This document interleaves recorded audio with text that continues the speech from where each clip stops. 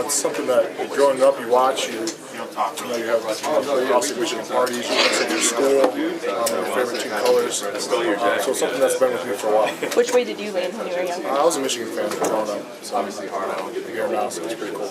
Yeah. What makes JT Barrett a challenge to contain, and how do you go about containing him?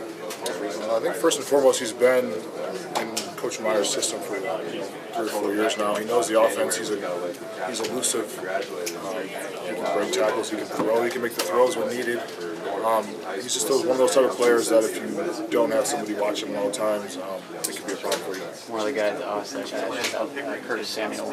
Watch much film on him and what season.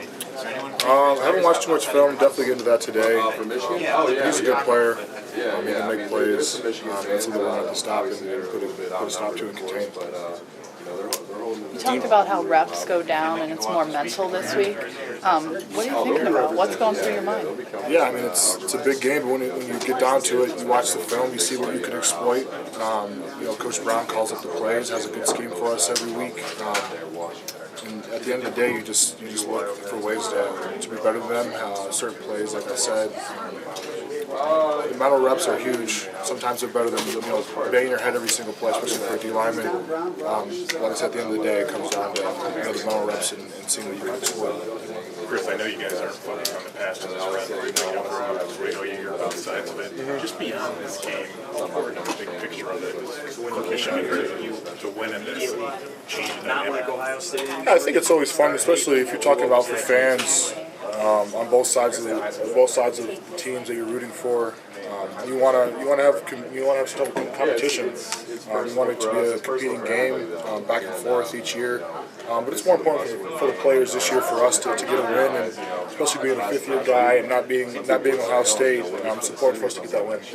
You were asked about it here today, but how often are you asked by just people that you meet, what's Jim Harbaugh really like? Yeah, it's probably the first thing once people find out that I play for Michigan or that they recognize me, at the mall or at the store. They always ask that question. I mean, he's just another coach, but like I said up there, he's just different than everyone else, which isn't a bad thing. It's actually a good thing. And that's just how a person is. You think it's the difference? Is that why people always ask? Like, did they ask that about? I think so. I think when you look at most coaches around the country, whether you're looking at high school, pro, or college, a lot of them are the same. A lot of them do the same different things. But when you have someone that does something that raises an eyebrow or you question it, that's not necessarily a bad thing. And that's what sometimes people think it's a bad thing, but for us it's positive. What finalized your decision to come to Michigan? You were recruited by Michigan State as well. Yeah, I mean, probably Ohio State. Yeah, I was recruited by all three. Like I said before, I was a Michigan fan growing up, but once recruiting came, I kind of set that aside.